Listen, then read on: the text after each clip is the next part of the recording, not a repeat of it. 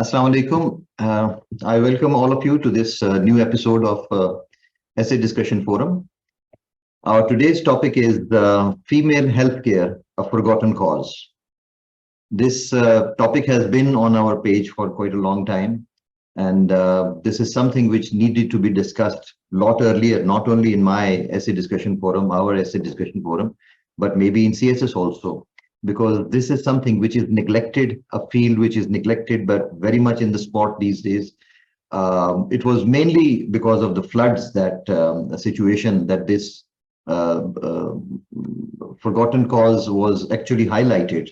That now one of the main problems in discussing this topic is female healthcare, a forgotten cause. One of the main problems is that people start writing about healthcare in general in Pakistan or overall or in third world countries. It is very difficult to tell the aspirants that what's the difference between healthcare of humankind as general, nation's healthcare, and female healthcare in particular. So what's the difference between the two? So the outlines that you're going to see today, they have this differentiation. They have gone through my scrutiny in sorting out this issue, that it should not be just healthcare as such. It's the female that is the not the main focus, of course. It's the forgotten cause which is the main focus. Female healthcare is the basically a framework, I would say. But we must realize that female healthcare is has its own particular challenges, its issues, its problems. But this does not mean that men's healthcare should be overlooked or something like that. So basically, it's the healthcare in a country, and then particularly the female healthcare. So let's focus on this topic. First of all, it's going to be Shahswar Zafar with his wonderful outline, and I will start. Next screen would be Shahswar's outline. Okay, Shahswar, it's your outline on the screen. Bismillah. Thank you, sir, very much. And good morning, dear group members and everywhere around the meeting. So let us start with our topic, that is female healthcare, a forgotten cause. So the basic division of the outline will be as like introduction. Then we will see just a bird eye view. What is the current state of dismal affairs of female healthcare in the contemporary world? And then we will see why the female healthcare is lagging their counterpart, that is male healthcare. What are the main causes? Then we will suggest a way forward focused on both, individual and societal and government efforts, and then we will conclude our topic. So let us start with the introduction. And we are discussing the introduction in our own words. तो लेकिन जब से जिंदगी को जिंदगी बख्शी गई है planet पे, तब से इंसान को नहीं, मर्द को एक वो फोकियत हासिल है अपने फीमेल काउंटर पार्ट पे, और वो फोकियत इस फॉर्म में थी कि वो उसकी एग्जिस्टेंस पहले की गई, और ये दुनिया के उन चीज़ों में से एक फैक्टर है जो कि आज तक कांस्टेंट है जब से दुनिया बनी है। बाकी हर चीज़ टाइम के साथ साथ चेंज होती रही है, और अगर इसी अप्रोच को हम ट्रांसजेंड करें तो female health care is no exception in the world. जहाँ पे बाकी जगहों पे हमें वो मिलती है, वहीं पे हमें इधर भी बढ़ोतरी देखने को मिलती है मेल के केस में।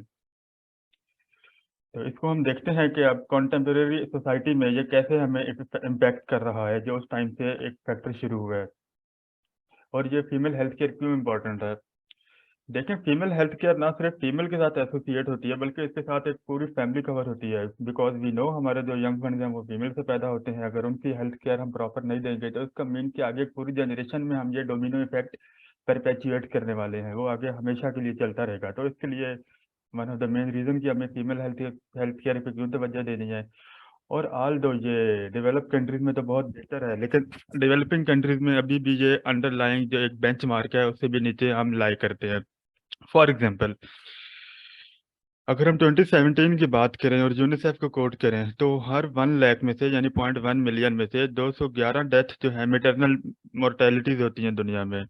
और अगर इसको हम 2020 के मुताबिक ट्रांसफॉर्म करें पर डे में तो 830 फीमेल की जो है डेथ हो रही है मेटरनल कॉजेज की वजह से, लाइक प्रेगनेंसी है या और फीमेल के इशू हैं, जो हम इश्यूज हैं जो हम आगे देखेंगे।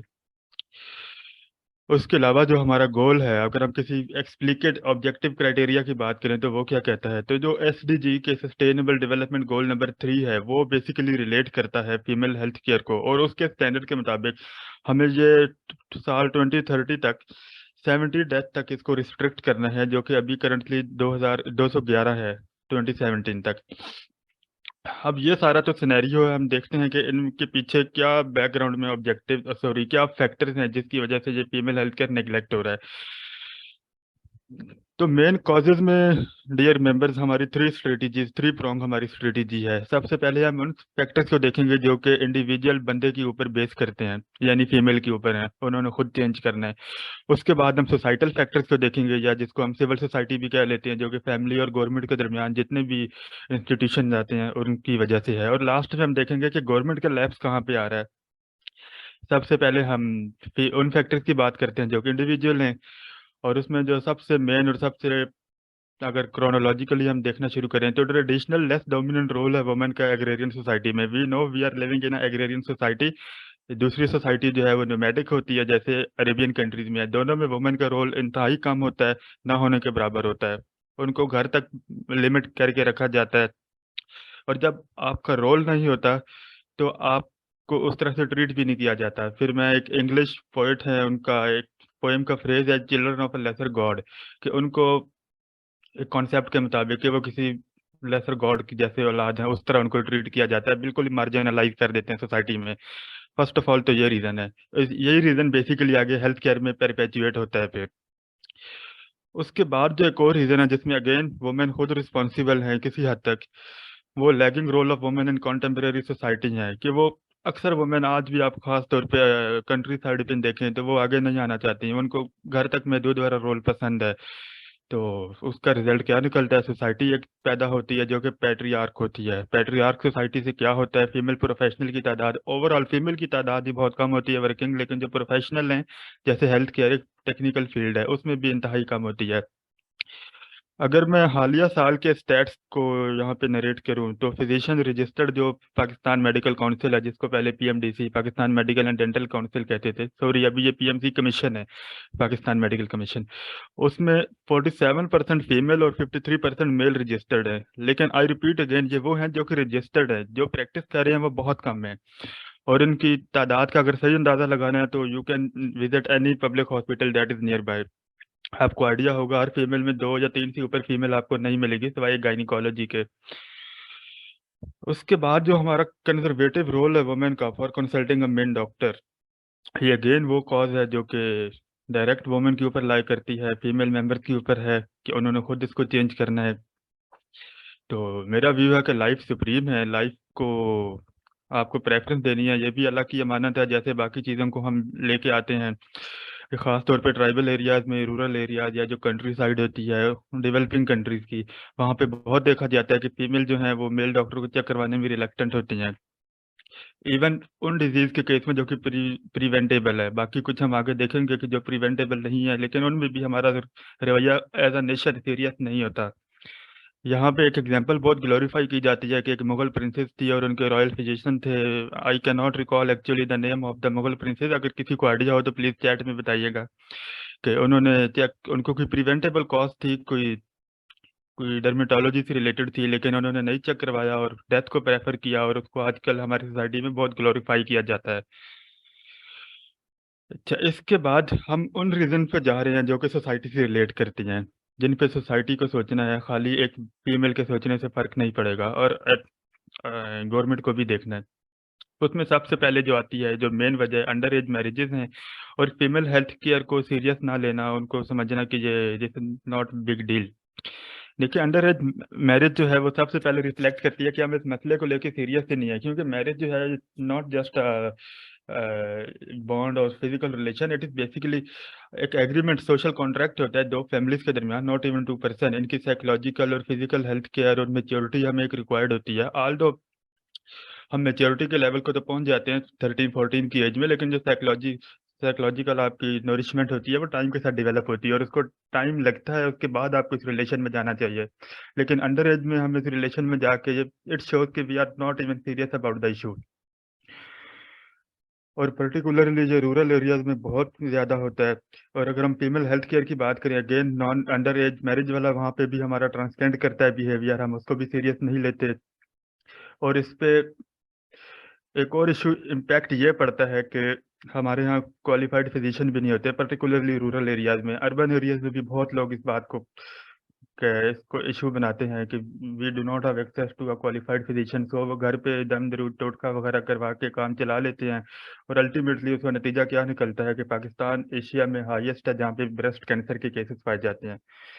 ऑब्जेक्टिवली बात करें तो हर 1/9 जो हमारा रेशो अभी एशिया में ग्लोबल है और एशिया में हाईएस्ट है। ऑल्दो ये 2015 के स्टैट्स हैं, लेकिन अभी भी सिचुएशन कोई इम्प्रूव नहीं हुई।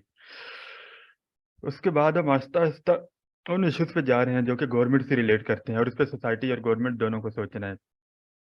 उनमें फीमेल जब इस प्रोफेशन में, अभी तक हम देख रहे थे कि फीमेल उस प्रोफेशन में आई ही नहीं है, लेकिन अब हमने देखा कि जब the movement female enter the scene, कि जब जो थोड़ी बहुत बच्ची कुछ फीमेल आ जाती हैं हिम्मत करके, डिग्री ली और उसके बाद प्रैक्टिस में आई, तो क्या होता है उसमें हम देखते हैं इनका शेड्यूल बहुत टफ होता है, खास तौर पे प्राइवेट में। पब्लिक में बात हमने की, 47% रजिस्टर्ड हैं और पब्लिक में तो वैसे ही बहुत कम होती हैं पब्लिक हॉस्पिटल में। प्राइवेट हॉस्पिटल में जो हैं उनका शेड्यूल बहुत टफ होता है, लो वेजेस उनको दी जाती हैं, इनका वर्क लाइफ बैलेंस बहुत बुरी तरह इम्पैक्ट होता है। बिकॉज वी नो डॉक्टर की लाइफ क्या होती है, सुबह हॉस्पिटल शाम को क्लिनिक। और मेल तो चैलेंज कर लेते हैं, लेकिन फीमेल के केस में बहुत बुरी तरह इम्पैक्ट होता है। फिर अल्टीमेटली क्या होता है, जब इनको कैरियर गैप लेना पड़ता है इनकी वजह से, जैसे लो वेजेस हैं, टफ शेड्यूल है, खासतौर पे वर्क लाइफ बैलेंस की वजह से। फिर इन पे कैरियर गैप के साथ साथ फैमिली रिस्पॉन्सिबिलिटीज भी होती हैं। फिर जब ये दोनों इफेक्ट कंबाइन होते हैं तो अल्टीमेटली होता क्या है कि वो नॉन प्रैक्टिसिंग हो जाती हैं, मीन्स के they are not longer practising their degree. और ये जो इम्पैक्ट है ये हमें बताया गया है, आगा खान यूनिवर्सिटी हॉस्पिटल जो है, इनकी डॉक्टर हैं doctor Vidya, head of department हैं गायनिकोलॉजी की, उन्होंने ये इशू पॉइंट आउट किया है। और अभी तक हम बात कर रहे थे डॉक्टर्स की, डॉक्टर तो चले सम हाउ सर्वाइव कर लेते हैं, लेकिन जो बाकी स्टाफ है हमारा, नर्सेज हैं, लेडीज हेल्थ केयर वर्कर है, जैसे पोलियो की जो है ड्रॉप्स वाले होते हैं, या बिल्कुल बॉटम लाइन पे हमारा स्टाफ है, उनकी पिक्चर और मजीद बुरी हालत में है। फिर एक और जो हमारा इशू आता है, particularly it is related to our country, that is quack culture. हमारे यहाँ कोई चेक नहीं है डॉक्टर्स पे, जिसका दिल करता है आप क्लिनिक खोल के बैठ सकते हैं, चेक एंड बैलेंस ना होने के बराबर है, जिसका रिजल्ट क्या निकलता है हमारे लोग, हमें नहीं पता वो हेल्थ केयर के नाम पे क्या क्या उनको दिया जा रहा है। और करंटली 2018 की अगर बात करें, यानी 4 साल पहले तक, तो तकरीबन 0.6 मिलियन ये जो क्वैक होते हैं, जिनकी नॉन नॉन डिग्री डॉक्टर्स होती हैं, वो अभी पाकिस्तान में ऑपरेट कर रहे हैं। और असल तादाद बहुत ज़्यादा है जो कि अनरिपोर्टेड रहती है बाकी डाटा की तरह। नेक्स्ट हम इशू पे आते हैं जो कि बहुत इंपॉर्टेंट है और गवर्नमेंट से रिलेट करता है, वो ये है कि हमारी प्लानिंग पॉलिसी बिल्कुल भी नहीं है। बाकी जगहों पे तो इन जनरल नहीं है, लेकिन हेल्थ केयर भी ना होने के बराबर है। प्लानिंग पॉलिसी से क्या मुराद है, बल्कि प्लानिंग से क्या मुराद है पहले हम वो देख लेते हैं। वो ये है कि वी नो नेचर में जो फीमेल की पॉपुलेशन है वो 50% और 50% से ज़्यादा होती है, हम अराउंड अबाउट हाफ कर लेते हैं। लेकिन इसके अकॉर्डिंगली अगर देखें कि जो फीमेल अनएम्प्लॉयड हैं इसमें वो 6/10 है, यानी कि अच्छा उनमें से भी जो 4/10 को जो एम्प्लॉयमेंट मिली हुई है उसमें एक हाथ पब्लिक में है, बाकी प्राइवेट में है। प्राइवेट में हमने देखा है कि क्या ट्रेंड है, और वो लाइफ में बहुत जल्दी जब वो मैट्रिमोनियल रिलेशन में जाती हैं, उनको फैमिली रेज करनी होती है, बच्चों की ग्रूमिंग होती है, फैमिली रिस्पॉन्सिबिलिटीज हैं, तो वो 4 का जो फैक्टर है वो मजीद कम हो जाता है। कह लेंगे ना होने के बराबर रह जाता है। तो ये सारे कॉजेज हैं जिसकी वजह से फीमेल हेल्थ केयर नेग्लेक्ट हो रही है हमारी कंट्री में बहुत बुरी तरह। Not even our country but तमाम डेवलपिंग कंट्रीज की कम बेश एक ही हालत है। उसके बाद हम प्लान देखते हैं कि अगर हम इसको सीरियसली इशू को टैकल करना चाहते हैं तो हमें किन प्लान पे एक्ट अपॉन करना है। सबसे पहले तो वो फैक्टर है जो कि फीमेल को खुद करना है, और वो ये है कि वो एक लीप फॉरवर्ड लें और कंजर्वेटिव आइडल्स को शन करें। क्योंकि देखें, जब तक आप खुद अपनी हेल्प नहीं करेंगे बाहर से आके कोई नहीं करने वाला। तो first of all you have to buckle up, you have to step ahead. और जितना बेहतर एक फीमेल के इश्यूज को समझ सकती है, आई डोंट थिंक कि मेल समझ सकता है। और हमारी सोसाइटी भी ऐसी है कि जब से हम पैदा होते हैं इसमें सेग्रीगेशन कर दी जाती है, उनको बिल्कुल अलग रखते हैं। हमारा एजुकेशन सिस्टम भी सेग्रीगेट करता है। सोसाइटी में किसी भी मौके पर जाए वहाँ पे सेग्रीगेशन होती है। तो इसका नतीजा क्या निकलता है, हम एक दूसरे से फेमिलियर नहीं हो पाते। एक दूसरे की जो साइकोलॉजी है, इमोशंस है, उसको समझने में हमें बहुत लंबा अरसा लग जाता है। तो इसको हमें एडजस्ट करना है, हमें सोचना है कि होना क्या चाहिए और हो क्या रहा है। इसमें एग्जांपल मैं देना चाहूँगा इंडस्ट्रियल रेवोल्यूशन की और वर्ल्ड वॉर की। मुख्तसर सी बात इन पे कर लेते हैं। इंडस्ट्रियल रेवोल्यूशन जब दुनिया में नहीं, यूरोप में आया, पर्टिकुलरली इंग्लैंड और फ्रांस में। तो उनमें क्योंकि इंडस्ट्रियल रेवोल्यूशन था, नया नया आया, बूम आ रहा था, सारी जो उनकी मेल की मैन पावर है वो एम्प्लॉय हो गई थी इंडस्ट्रीज में। तो पीछे से वुमेन ने बहुत एक्टिव रोल सोसाइटी में लिया। इसी तरह वर्ल्ड वॉर में हम देखते हैं, वर्ल्ड वॉर वन की बात करें, जब वो खत्म हो रही थी तो यूरोप में, क्योंकि वहां पे जंग हो रही थी, तो वहां पे मेल की तादाद बहुत ड्रास्टिकली डिक्लाइन होना शुरू हो गई थी। तो उसके बाद फीमेल को अपनी इंपॉर्टेंस का आइडिया हुआ जब उन पर रिस्पॉन्सिबिलिटी पड़ी। और सिर्फ अगर इस फैक्टर से हम देख लें कि उन्होंने क्या अचीव किया, बाकी फैक्टर्स के अलावा उनको वोटिंग का राइट मिला। सेफ्रोगेट मूवमेंट थी, एमिला पेंकेट इनकी लीडर थी, फॉरबीरर थी इस मूवमेंट की, और उन्होंने 1920 में वुमेन को यूरोप में राइटिंग वोट का राइट दिलवाया। तो हमने देखा है कि सिर्फ रिस्पॉन्सिबिलिटी मिलने से आपको ना सिर्फ अपना जो कैरियर पाथ है या इश्यूज हल करने का मौका मिला, आपको पॉलिटिकल से भी मिल गया, जो कि पहले दुनिया में, मॉडर्न दुनिया में किसी कंट्री में भी नहीं था। सबसे पहले गालिबन इंग्लैंड में 1920 में ये खवातीन को दिया गया। उसके बाद हमें मैस अवेयरनेस चाहिए इस इशू के बारे में। वही जो हमने पहले देखा कि हमें सेग्रीगेशन की वजह से एक दूसरे के मसाइल का मालूम ही नहीं होता कि फीमेल के क्या मसाइल हैं और फीमेल को मेल का नहीं होता।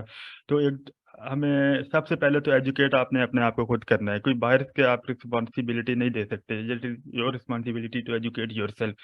उसके बाद गवर्नमेंट पे रिस्पॉन्सिबिलिटी आती है और इसके डिफरेंट मैनिफेस्टेशन हो सकते हैं। आप रूरल लेवल पे ऐसे प्रोग्राम इंट्रोड्यूस करवाएं। रूरल लेवल से मुराद मुराद वो लोग हैं जिनको बिल्कुल भी आइडिया नहीं है, बिल्कुल एक्सटेंसिव किस्म का सेग्रीगेशन है, कभी उन्होंने मोस्ट ऑफ द टाइम तो देखा भी नहीं होता कि हम कहाँ पे शादी करने जा रहे हैं। जब ऐसा कोई भी इशू आप देख लें तो उनको अवेयरनेस दें, प्रोग्राम मैंडेटरी हो, वो करने के बाद आपको ये जो है निकाहनामा वगैरह उस पर सिग्नेचर वगैरह होने चाहिए। और इसमें एक बहुत अच्छा स्टेप जो गवर्नमेंट ने आजकल लिया है वो कॉलर ट्यून वाला है। लेकिन अगेन कॉलर ट्यून पे आप सिर्फ अगले को एक हिंट दे सकते हैं, पूरा एजुकेट उस पर नहीं किया जा सकता। एट द एंड एजुकेट अपने आप को आपने खुद ही करना है। उसके बाद हम लेजिस्लेशन वाली साइड पे अगर आते हैं तो वहाँ पे यूएन की मेजर्स हैं स्पेसिफिकली जो कि डायरेक्ट इसको डील करती है। हमने पहले भी देखा है सस्टेनेबल डेवलपमेंट गोल नंबर 3 जो है, जिसका टाइटल है गुड हेल्थ एंड वेलबींग, वो इंक्लूड करता है फीमेल हेल्थ केयर को। और फीमेल की लाइफ एक्सपेक्टेंसी ज़्यादा होती है मैन से। WHO के मुताबिक अगर ऑब्जेक्टिव टर्म में बात करें तो कम बेश 4 से 5 साल ज़्यादा होती है। अगेन ये क्यों होती है, अगर किसी को पता हो तो प्लीज़ बताइएगा, मुझे इसका आइडिया नहीं पता लग सका रीज़न नहीं पता लग सका। और बाय नेचर फीमेल की पॉपुलेशन भी मोर देन 50% होती है, ये भी हमने पहले देखा है। तो इनको फोकस करने की बहुत डायर नीड है सोसाइटी में। उसके बाद जो गवर्नमेंट की रिस्पॉन्सिबिलिटी एक और बहुत बड़ी है, वो कि फीमेल के लिए प्रोफेशन को फ्रेंडली बनाना है। नॉट ओनली हेल्थ केयर, सारे प्रोफेशन को, लेकिन हमारा टॉपिक क्योंकि हेल्थ केयर है तो हम उसमें जो बात करते हैं, जो मसाइल हैं, इनको मिनिमम सैलरी देनी है। इनका जो प्राइवेट सेक्टर के हाथों एक्सप्लॉइटेशन हो रही है, क्योंकि we know house job mandatory होती है एमबीबीएस में। नो मैटर आपने कहीं से भी किया हो, पब्लिक हो, प्राइवेट हो, फॉरेन डिग्री हो, आपने हाउस जॉब 1 साल की करनी होती है। पब्लिक हॉस्पिटल में तो नो डाउट इनको हैंडसम पैकेज दिया जाता है, लेकिन प्राइवेट में अभी भी बहुत बड़े बड़े नाम हैं जिनको कुछ भी नहीं देते, पूरा साल उनसे एक्सप्लॉइट करते हैं उनकी एफर्ट को। हाउस जॉब से मीन यही मुराद होता है ना कि आपने पूरे घर की तरह काम करना है, 24-24 घंटे की आपकी ड्यूटी है, बट अगेन दिया कुछ भी नहीं जाता, तो बहुत लोग डिस्करेज होते हैं इससे।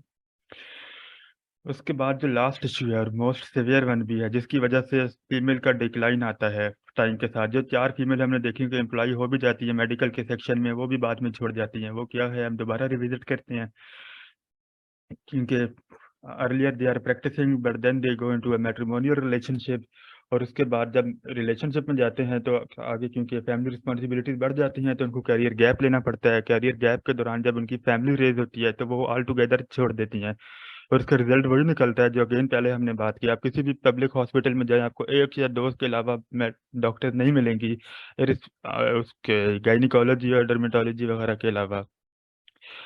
तो अगेन बहुत बड़े बड़े चंद महदूद नाम है जो कि ये फैसिलिटीज़ देते हैं। डॉक्टर वदिया हैं आगा खान यूनिवर्सिटी हॉस्पिटल की, इनके एक आर्टिकल के मुताबिक इन्होंने ये आगा खान में इनिशिएट करवाया, लेकिन अभी भी बहुत जगहों पे ये फैसिलिटी लैक कर रही है और इस मॉडल को खास तौर पे पब्लिक सेक्टर में इम्प्लीमेंट करने की बहुत ज़रूरत है। It is a need of time. And that was all from my side dear member, thank you very much. Thank you Shashwat for this very well researched outline. आपने दो चीजें बीच में जिक्र किया था, and during this time your जो इस मीटिंग के बाकी मेंबर्स हैं उन्होंने फिल इन की हैं डिटेल्स। आपने कहा था कि ये one of the Mughal emperors female जो थी वो जहारा बेगम थी, प्रिंसेस, और दैट वाज, तो तुमने कहा था कि मेंबर्स जो सर्च अगर किसी को मालूम है, रूसा बुखारी ने बताया है कि दैट वाज प्रिंसेस का नाम था जहारा बेगम। दाऊद खान ने बताया है कि she was daughter of Shahjahan. जी सर। ओके, सो जी सर बिल्कुल। राइट, एंड लेकिन दाऊद खान का एक पॉइंट ये है कि females have higher life expectancy due to little mobility, they stay indoors mostly. For example, most of the males lose lives in accidents outside, but it's the women who live longer. Well, um, जी so sir, it seem like a valid reason. जी valid reason एक है इनका। Thank you very much, wonderful outline. बाज लोगों को इसके अंदर ये महसूस हो रहा होगा कि प्रोबेबली आपने इसको पाकिस्तान सेंट्रिक रखा है, और इसके अंदर कोई बुरी बात नहीं है। बाद लोग ये कहते हैं, मैं जैसे जैसे कल फॉर एग्जांपल टेस्ट सीरीज के अंदर भी स्टूडेंट्स के साथ डिस्कशन हो रही थी, मार्किंग जब करते हैं तो female health care of forgotten देखें जिसमें पाकिस्तान नहीं लिखा हुआ, तो ये आज हमारा कोई तकरीबन 9th टॉपिक है जिसके ऊपर हम बात कर रहे हैं। और मैं हमेशा इसके ऊपर बात करता हूँ कि अगर एग्जामिनर ने पाकिस्तान नहीं लिखा हुआ तो आप कम अज कम, अगर सीएसएस की हद तक बात है, तो आप पाकिस्तान का ही कोई इम्तिहान दे रहे हैं। और दूसरी बात ये कि आप कम से कम पाकिस्तान में बैठे हुए हैं, तो इसलिए अगर आप इसमें पाकिस्तान सेंट्रिक उसको कर देते हैं तो ये कोई बुरी बात नहीं है। और वैसे भी हमें नजर आएगा कि फॉरगॉटन कॉज शायद, अगर हम फर्स्ट वर्ल्ड सेकंड वर्ल्ड की बात करें तो वहां पे तो शायद हमें ये फॉरगॉटन कॉज नजर ना आए, इसलिए कि वहां पे फीमेल हॉस्पिटल्स सेपरेट हमें नजर आते हैं। और वहां पे ये नहीं है कि सारा एक ही हॉस्पिटल है जिसके अंदर everybody is treated equally. Understanding the importance of the female health care, वहां पे सेपरेट इसके लिए, बल्कि वेस्टर्न जो, I don't remember the countries, but northern western countries में तो दो मिनिस्ट्रीज भी हैं। फीमेल हेल्थ की मिनिस्ट्री जो है वो अलग है सिरे से, और वो उसको जो हेल्थ मिनिस्ट्री है उससे जो है उसको डिपार्टमेंट ऑफ हेल्थ से उसको सेपरेट करके जो है वो डील किया जाता है। तो जी सर बिल्कुल। जी, इसमें नेबरिंग कंट्रीज भी पूछ रहे हैं, अरुषा बुखारी पूछ रही हैं कि क्या इसमें हम नेबरिंग कंट्रीज की भी एग्जांपल्स दे सकते हैं। ऑफ कोर्स दे सकते हैं, इसमें कोई ऐसी वो नहीं है चीज कि आप नेबरिंग कंट्रीज को नहीं शामिल कर सकते, बिकॉज बड़ी हद तक प्रॉब्लम्स जो हैं वो, पाकिस्तान कोई आइलैंड तो नहीं है, काफी हद तक प्रॉब्लम्स जो हैं वो regional economic socio economic conditions काफी हद तक सिमिलर हैं। तो उनके उनके साथ यकीनन जो है उसको वो जिक्र किया जा सकता है, कंपेयर किया जा सकता है। Thank you very much, Atwa, for your research and giving time to this forum. Welcome sir. We would move on to the next outline now. Our next presenter is Danish Ali. He had previously presented an outline on a previous topic also. And the next on screen would be Danish Ali's outline. Yes, Danish, it's your outline. Bismillah. Hello everyone, अस्सलाम वालेकुम। Topic जैसा कि है हमारे पास female health care अ forgotten cause. इसको मैंने 3 हिस्सों में डिवाइड किया है। इंट्रो के बाद एक हमारा ओवरव्यू पैराग्राफ है, फिर मैं रीजंस पे गया हूँ कि इसके पीछे रीजंस क्या हैं कि क्यों फॉरगॉटन कॉज इस वक्त ये हमें लग रहा है, और फिर उसके कुछ रिपरकशंस हैं जिसको डिस्कस करके हमें लगेगा कि वाकई एक सीरियस इशू है, और फिर उसके ऊपर हमें क्या क्या कर लेना चाहिए, वे फॉरवर्ड क्या हो सकता है। सबसे पहले आएंगे ओवरव्यू पैराग्राफ पे। There could have been a number of examples या रेफरेंसेस जो हम यहाँ पे पुट कर सकते थे, not only from Pakistan but from around the globe. लेकिन मैंने एक एग्जांपल थोड़ी पुरानी कोट की है जो आज भी वैलिड है, और इसमें 1 से 2 इश्यूज जो हैं वो डिस्कस हो रहे हैं। मेन जो प्रिडिक्मेंट या अप्लाइड इस वक्त जो है वो ये है कि हमारे पास कोएक्स कल्चर क्यों इम्प्रूव हो रहा है ज़्यादा से ज़्यादा, वो क्यों लोगों को जो है उसकी वजह से इतना फेस करना पड़ रहा है, उसकी वजह ये है कि जो हमारे हॉस्पिटल्स हैं उसमें जो फीमेल डॉक्टर्स हैं ना वो उस तरह से अवेलेबल नहीं है और वो प्रैक्टिस नहीं कर पा रही। और जो फीमेल पेशेंट्स होती हैं वो उस तरह से मेल डॉक्टर्स के पास जाके कंफर्टेबल फील नहीं करती और वो कोएक्स के हत्थे चढ़ती हैं और उसके बाद से फिर जो है वो plight it goes on and on. तो ये एक हल्का सा एक टच है, स्टार्ट है ओवरव्यू पैराग्राफ का, और बाद में मैं फिर इसकी कॉजेज पे चला गया हूँ कि why female health care appears to be a forgotten cause not only in Pakistan but also around the globe. सबसे पहले जो पॉइंट ए है मेरे पास 3A, उसमें मैंने जो एक रीज़न डिस्कस किया है वो यही है कि हमारे पास नॉन वर्किंग या अनएम्प्लॉयड फीमेल डॉक्टर्स का जो रुझान है ना वो ज़्यादा है। अराउंड हमारे पास 70% जो टोटल ग्रेजुएट्स हैं वो उनमें से 70% जो है ना वो अ, आ ही नहीं रही, मतलब मार्केट में आके वो सर्व ही नहीं कर रही। मेल रेशो जो है वो कंपेयर टू फीमेल काफ़ी ज़्यादा है, वो प्रैक्टिस भी कर लेते हैं इजीली। लेकिन हमारा जो सिस्टमेटिक कॉज है ना, हेल्थ केयर सिस्टम हमारा कुछ ऐसा डिज़ाइन हुआ हुआ है कि फीमेल्स के लिए वो उस तरह से अकोमोडेटिंग नहीं है कि वो प्रैक्टिस कर सकें इवन आफ्टर ग्रेजुएटिंग।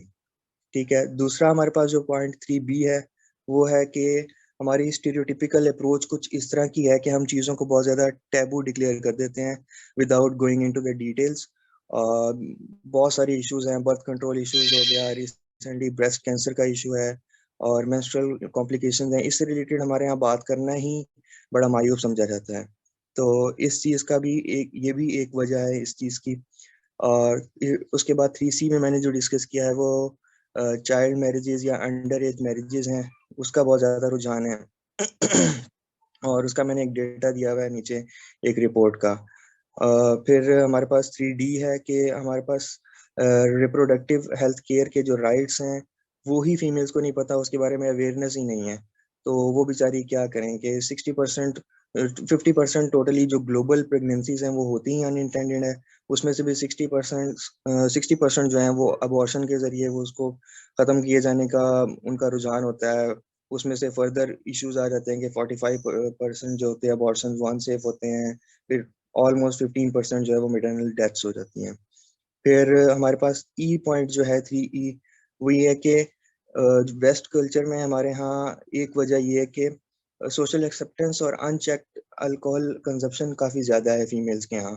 तो उसकी वजह से भी हेल्थ इश्यूज कुछ ऐसे आते हैं कि प्री मेनोपॉजल इश्यूज आ जाते हैं फीमेल्स के अंदर, और ओवेरियन कैंसर्स के इश्यूज हैं, और many issues related to child birth and aftermaths. मैंने इस चीज़ को अगले पॉइंट में भी उसको डिस्कस किया है नेक्स्ट सेक्शन में।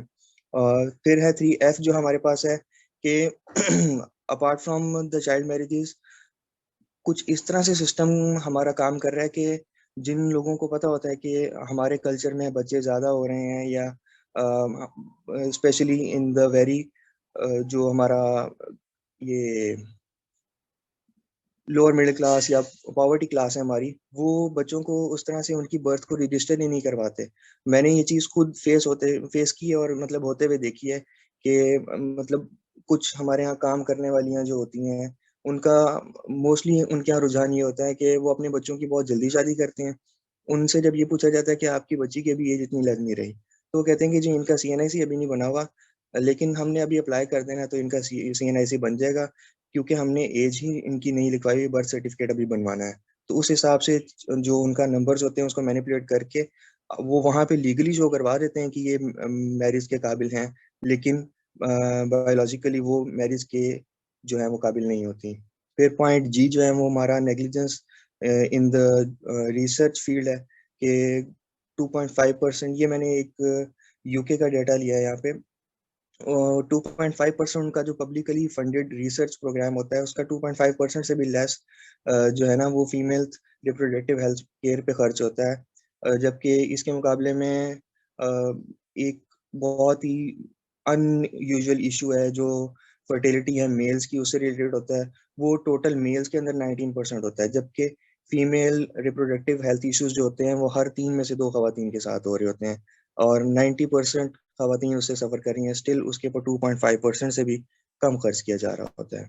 तो ये कुछ रीजंस थी।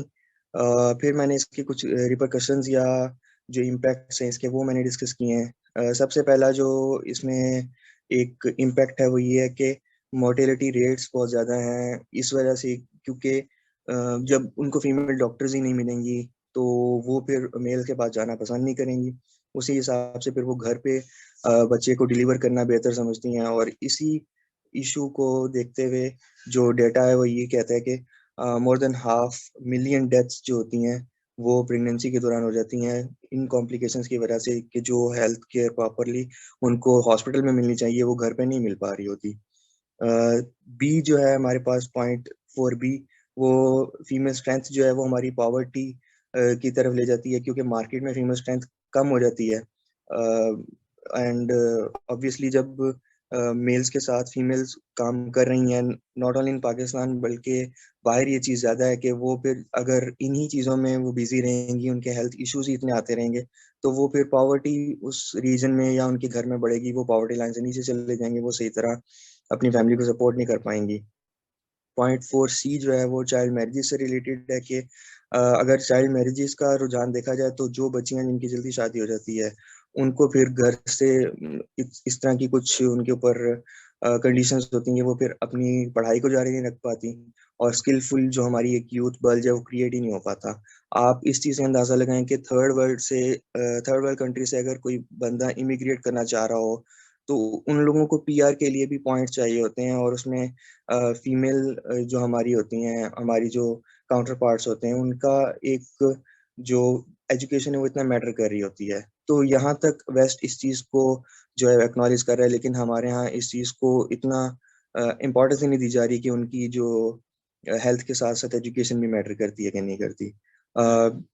.d जो है 4d, वो है कि risk of gender based violence जो है ना, वो चाइल्ड एज जो मैरिजेस हैं उनमें थोड़ा ज़्यादा होता है, उसका रुझान पाया जाता है। They are likely 50% more vulnerable to the gender based violence, जिनकी 15 साल या इससे कम एज में शादियाँ हुई होती हैं। जो हमारा .e है वो है कि अल्कोहलिक मदर्स जो हैं वो फिर एबनॉर्मल या डेड चिल्ड्रन को बर्थ जो है ना वो देती हैं। हमारा जो फीमेल्स के अंदर जब बेबी होता है तो उनका एक ऑर्गन होता है प्लेसेंटा, जिससे बच्चे को मेन स्ट्रीम उसका न्यूट्रिएंट्स और बाकी खुराक और ऑक्सीजन वगैरह प्रोवाइड की जा रही होती है। तो प्लेसेंटा में से अल्कोहल आराम से पास हो जाती है, वो बच्चे के अंदर ब्लड स्ट्रीम में चली जाती है। तो बच्चा या तो पैदा ही ड्रग एडिक्ट होता है, या वह नॉर्मल होता है, या अक्सर उसकी डेथ हो जाती है। तो ये कुछ इम्पैक्ट्स थे। वे फॉरवर्ड जो मैंने इसमें डिस्कस किया है वो ये कि सबसे पहले तो सिस्टमेटिक कॉज जो है, लूप होल जो हमारे हेल्थ केयर सिस्टम के हैं उसको ठीक किया जाए, गवर्निंग स्ट्रक्चर को इम्प्रूव किया जाए। दूसरा जो मैंने 5b में डिस्कस किया है कि हमारे लेडी हेल्थ वर्कर्स जो हैं उनको फार फ्लंग एरियाज में भेजा जाए, कि ख़वातीन अगर नहीं भी किसी हॉस्पिटल में जा सकती तो एटलीस्ट उनको प्रॉपर गाइडेंस तो मिलती रहना, उनको मशवरा जो उन्होंने करना हो एटलीस्ट वो उनको गाइड करके कुछ ना कुछ उनको चीज़ें सिखा सकें। 5c जो है हमारा वो ये कि लॉज ऑलरेडी हमारे पास मौजूद हैं चाइल्ड मैरिज से रिलेटेड, लेकिन उनकी इम्प्लीमेंटेशन ज़रा स्ट्रिक्ट हो जाए तो बेहतर हो जाएगा ये सिचुएशन जो है हमारी। 5d जो है वो है हमारी जो बर्जनिंग पॉपुलेशन रेट है उसको कंट्रोल किया जाए। अगर हमारी पॉपुलेशन कंट्रोल होएगी तो फिर हमारा जो एक बढ़ता हुआ रुझान है चाइल्ड मैरिजेस का और डाउरी कल्चर, इस तरह की जो फिक्रें हैं लोगों के जहनों से वो हटेंगी, और चाइल्ड मैरिजेस अगर रुकेंगी तो इंशाल्लाह उससे फीमेल हेल्थ केयर की भी इम्प्रूवमेंट के चांसेस हैं। और लास्ट पॉइंट जो है वो ये कि अवेयरनेस क्रिएट करने की बहुत ज़्यादा ज़रूरत है, टैबूज़ को रिमूव करने की बहुत ज़्यादा ज़रूरत है। रिसेंटली एक स्ट्रेटजी जो हमारी पीटीआई ने इंट्रोड्यूस करवाई जब से कोविड आया था उसके बाद से, कि हमने कॉलर ट्यून स्ट्रेटजी को अपनाया है, कि अभी रिसेंटली मुझे ये चीज़ मैंने इसको मेंशन किया कि काफ़ी बेहतर लगी कि हम लोगों ने एक टैबू को तोड़ने की कोशिश की है ऑन गवर्नमेंट ग्राउंड्स के। हम ब्रेस्ट कैंसर के बारे में एक आम बंदे को भी अवेयरनेस दे रहे हैं थ्रू कॉलर ट्यून्स। तो इस तरह के जो रुझान है इनको मजीद इम्प्रूव करके लोगों में आम करना चाहिए और इस चीज़ को टैबू नहीं समझना चाहिए। आफ्टर इट ये जो हमारे 6 हेडिंग वो कंक्लूजन है, and that's all from my side. Wonderful Danish Ali, it's a very good outline. मैं एक चीज मेंशन करना चाहूंगा इस आउटलाइन के बारे में स्टूडेंट्स के, जो सबसे इम्पोर्टेंट चीज इस आउटलाइन में है वो ये है कि इसका जो आर्टिकुलेशन है वो बहुत अच्छे अंदाज से की गई है। दानिश अली, मैं पहले भी आपको इंट्रोड्यूस करा चुका हूं कि इसकी आउटलाइन पे ग्रिप बहुत अच्छी है। हमारे साथ ऐसे डिस्कशन फोरम जो हम टेलीग्राम पे जो रन कर रहे हैं, काफी बड़ा ग्रुप है, 5-6 हजार मेंबर्स का, उसमें भी दानिश अली काफी ज्यादा कमेंट किया करता था पहले इसके ऊपर इवैल्यूएशन, जिस वजह से काफी पॉपुलर हुआ ये सारा हमारा ग्रुप। आर्टिकुलेशन से मेरी मुराद ये है कि ना सिर्फ ये कि जिक्र करना कि किस तरीके से फीमेल हेल्थ केयर बैक उसका ओवरव्यू देने के बाद बेसिकली है क्या, ये इशू क्या है, और उसके बाद इसने जो इम्प्लीकेशंस को सेपरेट किया है, ये यानी इसकी जो इम्पैक्ट्स हैं इनको सेपरेट करना जो था, रिपरकशंस जो इम्पैक्ट जो है फीमेल हेल्थ केयर को फेलियर के, ये एक बहुत प्रॉपर तरीका था आउटलाइन को, जिसमें आपके पैराग्राफ जो हैं वो इंतहाई आर्टिकुलेट अंदाज से बनेंगे कि जो पहला हिस्सा मसलन सारा जो डिस्कस कर रहा है कि सिचुएशन क्या है, अब उस सिचुएशन का इम्पैक्ट क्या है, नंबर 4, और फिर उसके बाद नंबर 5 जो है उसका वे फॉरवर्ड। चनाचे ये वही चीज है बिल्कुल कि कॉजेस, इफेक्ट्स एंड रेमेडीज। अगर आप इसको समझ जाएं, इस बेसिक स्ट्रक्चर को, तो आपको महसूस होगा कि किसी भी टॉपिक को ब्रेक डाउन करना एक नहायत साफ सुथरे अंदाज से, आर्टिकुलेट अंदाज से पॉसिबल होता है। किसी भी टॉपिक को अंडरस्टैंड करना, समझाना, लिखना उसके ऊपर, और उसमें यह है कि आप जब पैराग्राफ्स लिख रहे हैं तो उसके पैराग्राफ्स भी आपके बहुत क्लियर और आर्टिकुलेट अंदाज से लिखे जाते हैं। दूसरी बात मैं ये जिक्र करना चाहूंगा कि अब हमें समझ आ रही है कि मैंने इसको, आपने 2 आउटलाइंस देखी, पहले शायद सवार की भी बहुत अच्छी आउटलाइन और ये दानिश की भी। Now you must have realise कि इसको मैंने कॉज का नाम क्यों दिया है। अब आपको ये समझ आएगी कि basically why female health care is a cause rather than a situation. अब यहाँ पे वही डिफरेंस जो है वो आ जाता है between the cause and the situation. ये सिचुएशन तो फीमेल हेल्थ केयर चलो एक मौजूद है, लेकिन हम इसको, ये अब फ्रेज जो है बड़े ध्यान से कॉइन की थी मैंने, कि इसको कॉज क्यों है नंबर 1, और फॉरगॉटन क्यों है। कि फेमिनिज्म के अंदर, कॉन्स्टिट्यूशन के अंदर, सारी दुनिया के नारों में, स्लोगन्स जो हैं सारे के सारे, उनके अंदर तो फीमेल को जो है वो हर जगह बहुत बताया जाता है कि जी हम ये कर देंगे, हम जो है फीमेल्स को एम्पावर करेंगे, हम ये करेंगे, हम वो करेंगे, सारा कुछ फेमिनिज्म के सारे वादे जो हैं वो इन इसके ऊपर, इन स्लोगन के ऊपर बेस्ड होते हैं। But have you ever wondered which females are you talking about? Feminism की कॉन्स्टिट्यूशन के अंदर फॉर एग्जांपल देखें, पार्लियामेंट में जब बातें की जाती हैं वुमेन्स राइट्स के बारे में, तो मुझे बड़ी हंसी आती है उनको देख के। और मतलब you are the people who actually, अपने इलाकों में जाके देखो, अपनी कॉन्स्टिट्यूएंसीज में जाके देखो, एमएनएज अपनी कॉन्स्टिट्यूएंसीज में जाके देखो, तुम उन्हीं उनके अंदर बैठते हो, जिरगा के अंदर बैठते हो, उन्हीं काउंसिल्स के अंदर बैठते हो जहां पे सोशल टेबूज को जो है पूरी तरह से प्रोटेक्ट किया जाता है, ट्रेडिशंस को जो है, उन गलत ट्रेडिशन जिनके बारे में आप यहाँ पे कह रहे हैं पार्लियामेंट के अंदर कि नहीं जी ये इनको जो है एम्पावर करना चाहिए। What empowerment? सिंध की मिसाल ले ले for example. Are you actually really serious about women empowerment? You are not. अगर ये सिचुएशन एग्जिस्ट करती है, मुझे जरा बताएं सारे स्टूडेंट्स, ये जैसे सिचुएशन दानिश ने जिस तरीके से ये पॉइंट आउट की है, शायद सवार ने जो सारी सिचुएशन, आपके ही नाक के नीचे बिल्कुल ये सारी सिचुएशन एग्जिस्ट करती है ना। Having a female health minister in Punjab, and even then हमारे पास सिचुएशन जो थी वो क्या बनी। तो फीमेल हेल्थ केयर जो है वो, अब इस चीज को अब हमारे समझने की जरूरत है कि आप एक तरफ, यानी ये टॉपिक अब फेमिनिज्म में भी चला गया ना, वुमेन एम्पावरमेंट भी चला गया, इसलिए टॉपिक इतना इंपॉर्टेंट होता जा रहा है ग्रेजुअली, कि इसके अंदर जो है बहुत ज्यादा गुंजाइश मौजूद है इस सारी चीज को पॉइंट आउट करने की, इस प्रॉब्लम को डिस्कस करने की। और प्रोबेबली ये वो एक बुनियादी चीज है जिसकी बेसिस पे आप कहते हैं कि जी वुमेन वर्क फोर्स में उनको जो है वो इंक्रीज करना है। Okay, but what about their health? And do you have any idea why are they not healthy? तमाम ये जो एग्जांपल्स दी गई हैं अर्ली मैरिज की, let's take the example of unintended pregnancy. Women का जो राइट है द राइट टू प्रेगनेंसी जो है, जब वो बात करती हैं तो मर्द कहते हैं नहीं जी मेरी जो है इसके अंदर आनत हो गई है। कौन सा मर्द जो बाहर जाके फीमेल पॉपुलर स्लोगन जो फेमिनिज्म को जो है वो नारे लगा रहा होता है।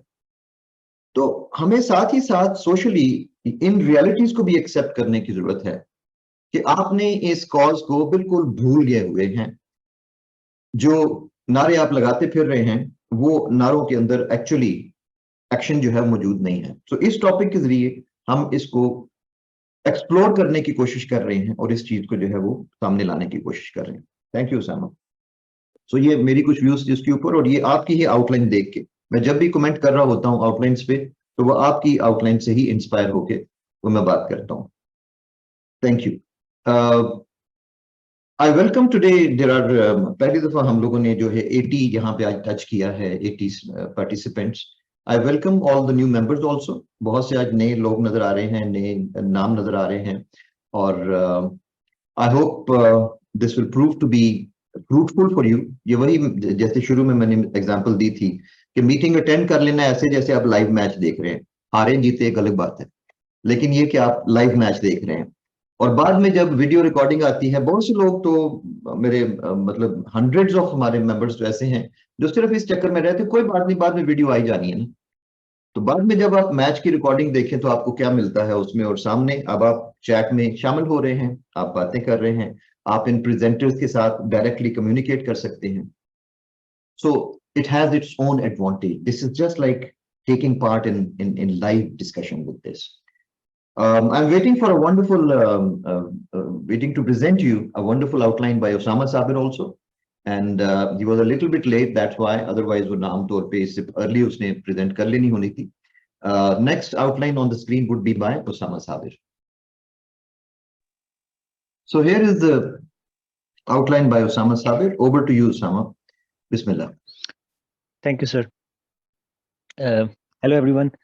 As you know, the topic of today's discussion at Essay Discussion Forum is female healthcare, a forgotten cause. I have divided this topic into three parts. I started with the how and I have centered Pakistan around this topic, and I have explained at start how Pakistan has forgotten the other gender in the healthcare. And in this, the next part, I have explained what are the effects of this forgetfulness of Pakistan in female in healthcare. And at the end, I have given the way forward. Okay, so I'll start with the introduction. I have explained that how women and female healthcare is really important for any nation, because for any nation to build, we need healthier female citizenry. And Pakistan, particular, has been one of the nations that has forgotten the importance of female healthcare, and not only healthcare. This has to do with the basic concept of how this gender, the other gender, is deprived of many basic rights. And in order to have better growing nation, a strong nation, focus is required in female healthcare. Then in the second paragraph, I have given the overview that why actually female healthcare is forgotten cause, and main of the reason is basically the whole female gender is neglected. No other than that. This is you can call it a social reason, you can call it a political reason, but we see that Pakistan lies at 145th out of 146 in the global gender gap index. This is one of the glimpses that show that the whole female gender has been put onto the side, and although 50% of the population is female, but the 50% distribution of the resources is not there. And one of the reason is that why healthcare is suffering, especially female healthcare. In the next part, I have explained how Pakistan forgot the other gender in the healthcare, and the evidences that show are as number one is the lack of female healthcare facilities. This is the top one.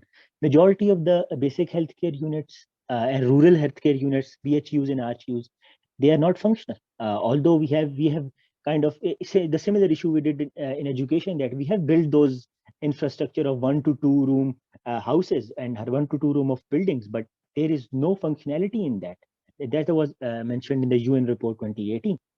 Number second is the majority of the women that cannot access female healthcare. Uh, even the first point I've explained, that they are not facilities, right? And when there are facilities, there are areas which have facilities, the women cannot access this, because the 48% of the rural even lack the right to say about their healthcare. They don't have the right to say that their health matters. And that is another part of that UN's famous 2018 report. The third one is the slow and ineffective National Committee on Maternal Health. Or if you don't know that there was a national committee made on maternal health in 1994, and that was obviously the efforts of Benazir Bhutto, our former prime minister. And it was, since its establishment, the first survey, would you believe, it was done in 2007, nearly 13 years. 13 years it took them to first actually survey to know what is the causes and the rates of death during birth. So this shows how slow and ineffective that policy is. Then the next point is out of profession female doctors. We know there are two famous professions in Pakistan, engineers and the doctors. And in doctors, I mean, female ratio is really high. Nearly 70 to 75% of enrollment in medical college is female, which is very high. But this graduation, after graduating, these figures dwindle, and they become 10 to 15% of the professional female workers who completed their house jobs, and then they are working as a female professional in healthcare department. So that makes the availability, obviously we are a country where there is a social element of females who prefer female doctors, right? But obviously when there are no female doctors in numbers, and obviously how we can have a good female healthcare system. Then the next point is low budgetary speculation towards female healthcare, and you can call it ignorance or what, but overall, I would say that the whole situation of the healthcare is not so good. I mean, we don't even spend the whole healthcare budget. It's 1.2%, and the WHO recommended 6%. So you can imagine what would be the situation of one of the elements of that whole healthcare policy. Female healthcare is one of the components of those healthcare policy, and the whole healthcare policy is suffering automatically. One of the pillars is going to suffer. And if 1.2% is the budget that is allocated to overall health, then obviously if the population basis is 50%, right? 50% are women, and 0.6% is only spent on female healthcare, and that is also these just the approximate measures, and they are not accurate as well. So you can see there is a gap in there. Next point is fail to address the prevalent social environment. One thing that the state has obviously lacked over the years is to address the social environment of how to actually raise the common thinking or mindset of the people to remove those masses out of those taboos related to female healthcare. I don't know if you know this, but in some areas, some rural areas, there is a concept of females not going to lavatories in the presence of the male in their homes. So they have to use the lavatories when their men are outside the houses going for work. So I don't know what's this, what can you take out of this, but this shows exactly what the problem is of the taboos, the social construct that we have in our environment in the rural areas, and especially there are areas in urban as well. Then fail to empower women. Sorry, it's the empower with the E. It's a mistake. Unemployment and poverty. This is one of the reasons as well. We don't have that. Many of the females, they belong to the groups that are lower income groups. So obviously they are only dependent on the man income, right? So when there are groups where only the sole earner is the female, and the reliance on the or expenditures on female healthcare is neglected, and that is why the whole female healthcare is neglected. So after these forgetfulness steps, I will move on to the impacts of poor female healthcare in Pakistan. What are the impacts that this forgetfulness is causing? Relatively high maternal mortality ratio It's been going in the right direction over the years. It has decreased, and the new figures are 140 per 100,000 live births. But still, it is a very large number, and we need to work more on that. Uh, then this is the high death rate in female stroke patients. I mean, if you have, you take the total number of stroke patients in females, 55,000 more females die than men in Pakistan due to stroke. So this is another alarming numbers. Then there is a concept of unidentified autoimmune diseases. Why have you choose the unidentified word with that? Because in Pakistan, they are not identified. In the West, you go, there is a concept of that autoimmune diseases. Mostly, the chances are that female will get more autoimmune diseases than men. But Pakistan, they are not even identified, and that makes them vulnerable. The female masses. 80% of the prevalent, diseases they are in women are worldwide. They are in women, right? But Pakistani healthcare is not even, trying to identify that. That means they are putting our females in more risky situation. So next page. Sir, इसको थोड़ा नीचे करें. Achha. Then the next point is less safe environment for pregnancies. I mean, we saw that in the 2022 floods of Pakistan. I mean, thousands and thousands of pregnant women were left in vulnerable situation. And even in normal condition in Pakistan, they're more vulnerable than the West, obviously. Then the next point is health effect on the offspring. Not only the female, but the generations to come also get affected by it. 42 out of 1,000 babies die before fifth birth. This is the UNICEF stats of 2020. And obviously, if you are going to have healthy generations, then obviously you have to focus on female healthcare, healthy mother. Then the next one is the hypertension among the female masses. This is one of the most neglected parts of our female healthcare system. I mean, there are areas that we don't address, but this is completely, this is off topic. They don't want to even discuss it. More than half of the blood pressure patients are women, obviously because 30% face hypertension. This is a frontier research article that was done, the survey in Pakistan 2022. So that shows that we don't even want to talk about it. And you can see the coming generations, they are facing a lot of problems with that. The next one is the painful menstrual experience. I mean, if considering the social taboos and social construct, you can imagine what a situation of a young girl is in Pakistan. And this is one of the aspects we don't want to talk about. 49%. There was a survey done by UNICEF. It is called UNICEF poll in 2017. It is quite old because obviously the social construct doesn't allow such polls to happen in the first place. But UNICEF did a very great job in doing this poll. 49% of young girls did not know about menstruation until that happened. So there is no basic knowledge of that. There is no basic discussion even at home level to do that. And 44% of those girls didn't have access to those facilities, hygiene facilities. And we saw the situation of sanitary pads in floods, and that's alarming. Then the way forward, obviously, how can we improve? And we have to talk about positiveness here at the end. Improving the standards of women healthcare in Pakistan.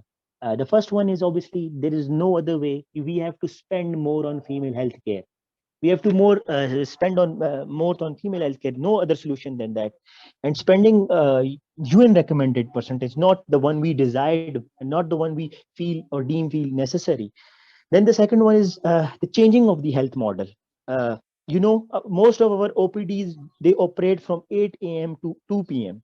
And that leads that the most part of the day, when obviously there is a possibility of the female healthcare issue, the OPDs are not even open to entertain them. So there should be clinics or there should be OPDs at government level that are 24/7 available for the female healthcare.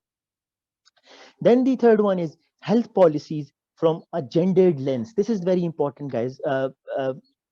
If we have female issues, then obviously we have to we have to see it through a gendered lens. And by gendered lens, I don't mean the construct of feminism. It's related to that a female should be the one who is researching on the problems, and female should be the one who is actually in the part of policy making and leading panel, because men cannot finally make policies about female. Obviously they can make it, but there should be contribution of the females in that, and that is going to change the policy. Because sometimes the men, when they are making policies for the female healthcare, they neglect issues, and they think that these are not the issues, but the female mind knows what, because she has been through it. So we need female planners for that. And that's it for the way forward. And then I have concluded with this quote that healthy women can lay the foundation of a healthy nation, and we need healthy mothers. And we talked about the higher education saving nation in the previous outlines, but the second thing that is going to save a nation is the healthy women, right? Healthy mothers. And that is another, the foundation of healthy nation. Over to you, sir. Thank you. Thank you very much, Usama Sabir. A very well researched outline, I would say. I must mention one thing here कि आप लोगों ने gender studies पढ़ने वालों का काम आसान कर दिया काफी हद तक, क्योंकि ये एक ऐसा टॉपिक था female health care gender studies के अंदर जिसके ऊपर आमतौर पे डेटा नहीं मिलता। और जहां हम बात करते हैं इस टॉपिक के ऊपर कि फॉरगॉटन कॉज, इसको कहने का मकसद ही ये था बेसिकली, और आप सब लोगों ने जितने भी आज प्रेजेंटर्स हैं, जिन लोगों ने जिनकी आउटलाइन अप्रूव हुई है और दूसरे भी, आपने महसूस किया होगा कि इसका डेटा ढूंढना बहुत मुश्किल है। आप फीमेल हेल्थ केयर के ऊपर इवन रिसर्च कम है। Now you understand that why it is a forgotten cause. We keep on complaining about the male dominated and all that, but where are women then, researchers? Why do they also do researches on health care? Gap कैसे fill होगा? So आप लोगों को महसूस हुआ होगा कि यहाँ पे काफी हद तक जो है वो आपका जो काम है वो it is your research is useful for the people of different subjects also, like gender studies and other subjects also. So your points are wonderful. All three of these outlines I have really enjoyed, and they were very, very enlightening for me, that there are so many things which you have brought to light, which normally हमारे यहाँ ये महसूस किया जाता है कि under the carpet, बस इसको कर दो. The good thing is that maybe people of my generation would have this attitude कि बस ना discuss करो इन चीजों को, but the younger generation is openly discussing these things because the issues exist. और जहां तक solution का ताल्लुक है वो एक अलग चीज है, हम ऐसे तक limited हैं, तो कम से कम ऐसे अगर मैं comprehensive ऐसे मांगता हूँ as an examiner, तो मुझे comprehensive discussion तो मिले ना कम से कम उसके ऊपर. So this is what we are getting. I will end the first part of this meeting here, and the other outlines would be part of the part 2 of this video. Thank you very much.